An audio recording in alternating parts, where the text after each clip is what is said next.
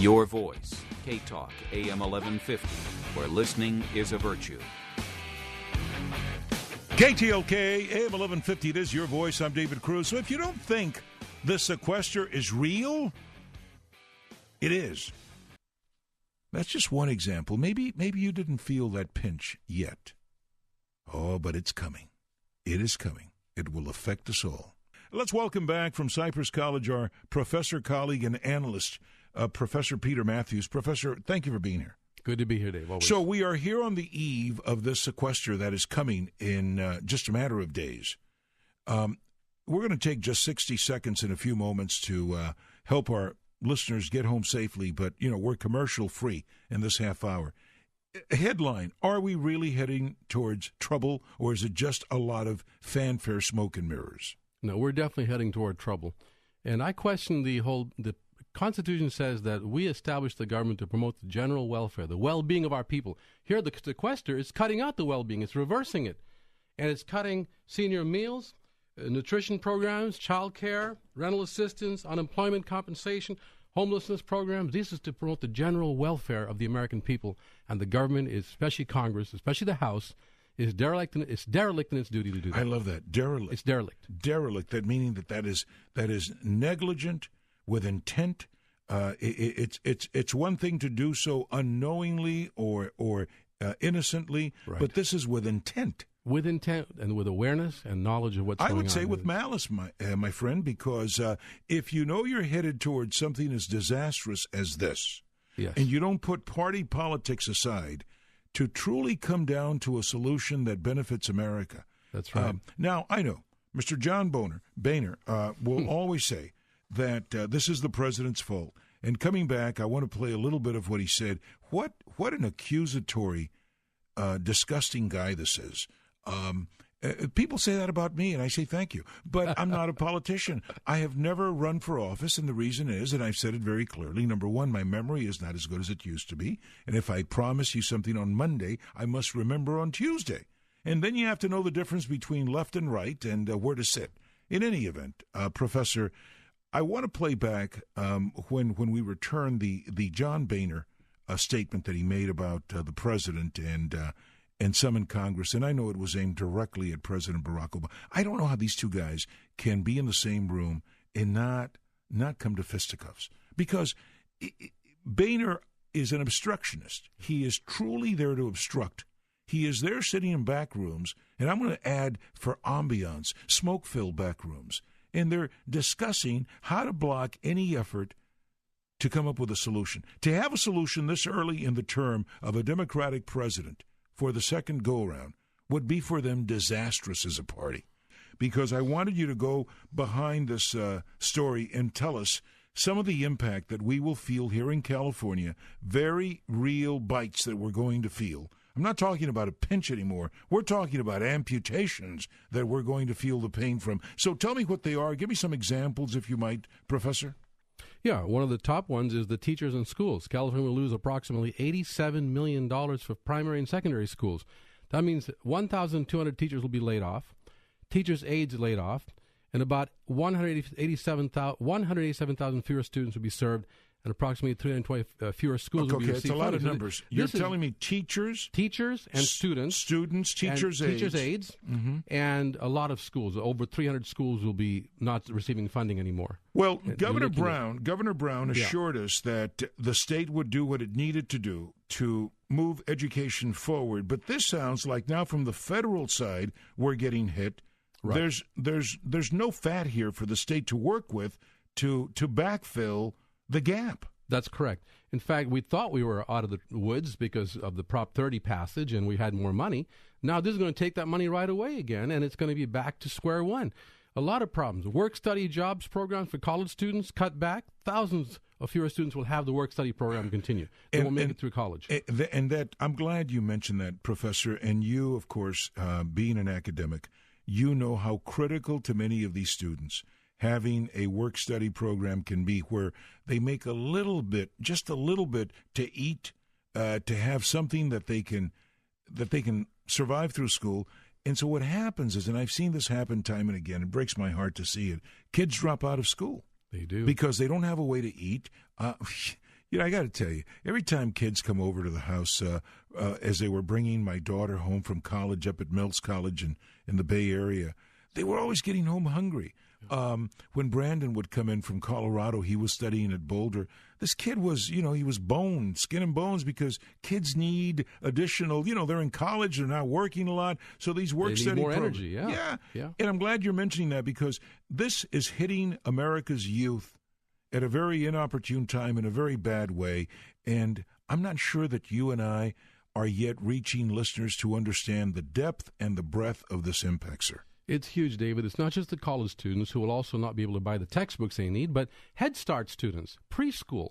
We know preschool works fantastically for people that go there, and they graduate from college. When they come out of preschool, they go to elementary school, high school. They do very well, much better than those who don't go. And we're cutting off our nose to spite our face, so to speak.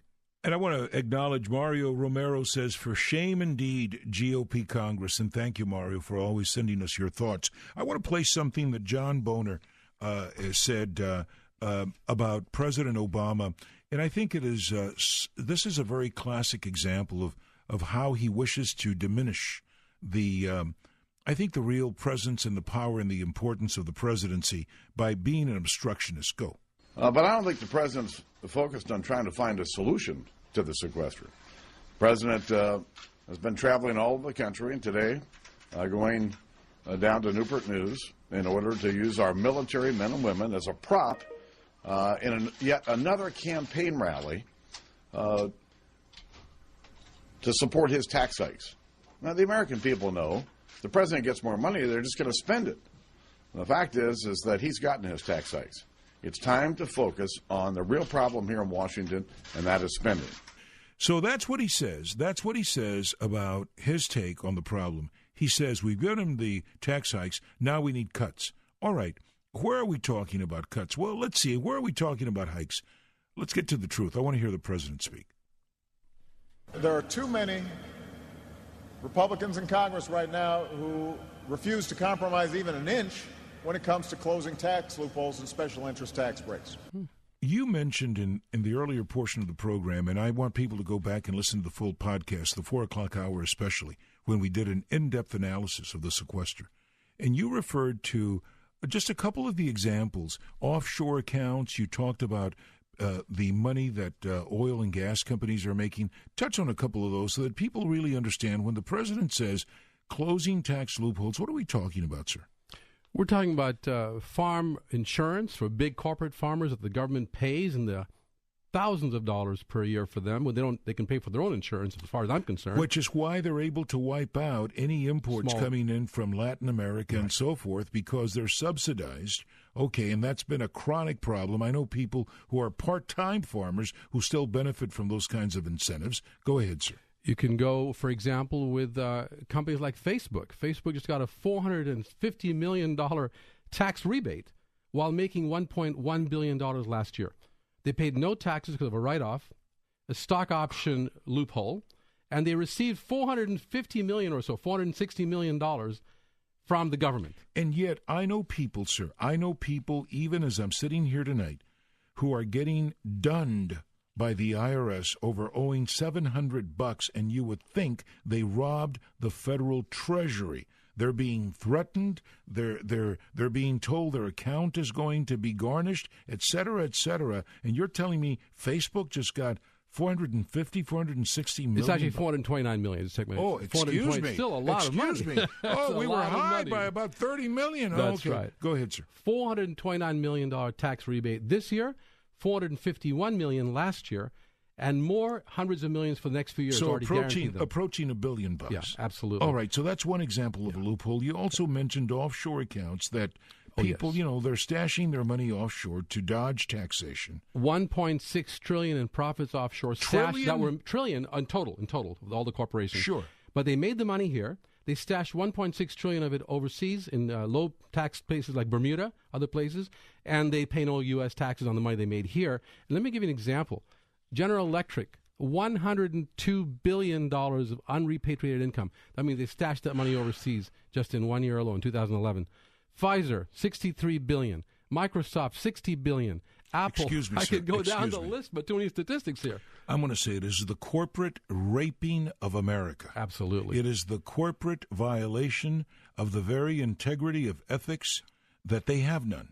They are not people. While they may call themselves American, their behavior tells me that there is this new breed of CEO in America who can well be served at the trough like the pigs that they are, and yet they're able to profit beyond belief, and then they send the money outside, and they say they hide behind, well, it's legal. Well, yeah, because you've been lining the pockets of people like Boner and his bunch, and these guys take the money. We ought to kick them. We ought to kick their asses out of Washington, D.C., and if you, the listener, aren't getting as angry as I am, I don't want to sound like the fool on one other program who goes on and on and on. And they say he's in an underground bunker. They're going to put me in an asylum. Let me just tell you this. If you haven't had it by now, what is this? I'm angry and I'm mad as hell and I'm not going to take it anymore. At what point? I'm not going to take this anymore. At what point will you take action? At what point? How much more do you want to give them? How much more deeply do you want them to stiff you? How many billions did you just talk about Pfizer putting away offshore? $63 to $65 billion. Mm-hmm. Sir, I don't know. You talk to your students daily, and I know that you had a class today. Right. How are they reacting? These are the kids who are looking at the future of America. My own kids are looking at me. Their eyes don't glaze over anymore. They start to get very concerned about what's ahead for them. What do you tell your students? I tell my students that we're going downward unless they get involved, and they know it. They tell me, how can we get involved in changing this? Because they know that we got to keep this country on the right track for their own future. They've got 70 years ahead of them. So my students are looking at me very differently now in these years of this kind of downturn, and they are saying, let us know what we can do, Peter Mathews. And they're talking to each other and telling each other what they can do. Through Facebook, they can actually use Facebook to tell the truth about Facebook, for example. That is how. And that's connect, fine. And connect. I was flying into Tampico one night many years ago in a storm. It was a stormy night along the Gulf of Mexico as I flew into Tampico on Mexicana Airlines. It was about 11 p.m. arrival. We had been delayed flying out of Mexico City into Tampico. I had a story down there. Have you ever been down to Tampico? No, but I've been to Veracruz and Guadalajara and Mazatlan and everywhere. Not Tampico, though. Yeah, it's like a movie. It's like something out of a Bogart movie. You're flying back in time, so you're getting there late one night in a storm. I'm getting to a point, Professor, and I was sitting, somewhere in the middle of Coach. My network would fly me, Coach, and in the storm, you get buffeted sideways. You get buffeted up and down. And I am sitting there, and I finally look down at my hands, and they're white, which, as you can tell by looking at me, that takes a lot. They're white. The blood had drained from them. I probably looked the same way throughout. And I realized as I sat there and we were making the final approach, and on the first go-around, we missed the runway. We were coming in. We were overshooting the runway. So he revs the engine at the last second, and here we go again. And I'm sitting there in Coach, realizing my life is dependent upon someone in that cockpit, and I can do absolutely nothing about that. I feel right now in a way, and by the way, we did come back the second time, and I'm here because we did land, but it was a rough landing. Mm-hmm. We came in short.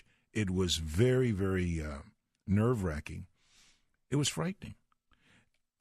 I guess I use that analogy in that story because as I got off the plane, I thought, wow, never again will I visit via Mexicana Airlines into Tampico on a rainy night. We are headed into this kind of a storm in a rough, rough time. And I feel like America's voters, our listeners right now, feel like we're out of control. There isn't anything you and I can do because we've given too much power to that cockpit crew. And I'm just thinking, they're freaking crazy. How can they take this thing down and we allow it?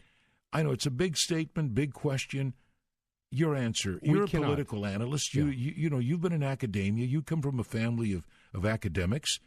What is happening today in Washington, D.C., sir? Well, what is happening is the government has basically been bought off. The Congress has been funded by all these big oil companies. And let me give you an example. $15 million is what the oil and gas industry gave to members of Congress. 15 million in 1 year. The election 2012 cycle. Well, it's now, you asked me how much that buys in influence, and 86% was given to Republicans, Dave, and the rest of it to Democrats. So there's a bit of a lopsidedness 14%. there. Yeah. Well, I will tell you, so we've got to take back that power. But go ahead. And the students have to get organized, and regular folks have to get organized and inform themselves, vote in blocks for the public interest, in 2014 especially. But go ahead. No, I just wanted to add one thing. Yeah. The latest count shows we have more millionaires in Congress. Yes. And they've become millionaires while they were in Congress than we've ever had in the history of this country. Correct. If that doesn't tell you, the listener, what is going on in your nation, then I am out of saliva. What did I just say, Mado? I am out of saliva. I got no more to say. Yep. There's no more I can tell you, because if that doesn't wake you up to the reality, they cloak it in the tradition, they cloak it in the custom, they talk about the filibuster, they talk about all these trappings and traditions, and meantime Rome is burning. Is burning, and Nero is fiddling, the emperor is fiddling. So we've got to get these emperors in Congress to come down to earth and serve us once again, or throw them out through voting, through informing ourselves. See, you're more patient than I am. In other times, I would have had other solutions, but now, should we say, because I'm on FCC-governed airwaves, let's just get them out of office. Yes. Let's put them out to pasture. They've seen a better day. They've run their races. Let's run them out of town. Yeah. Coming back, Cruz with the news, Professor Peter Mathews. Always a joy to have you, sir. Always a joy. You've always got a space here. We've got our link to your site on our website, sir. KTLK, AM1150.com, the David Cruz Show page. Professor Peter Mathews, the kids love you because you've devoted your life to education. Thank you so much, sir. Thank you, Dave. Coming back, Cruz with the news. KTLK, AM1150, your voice. I'm David Cruz.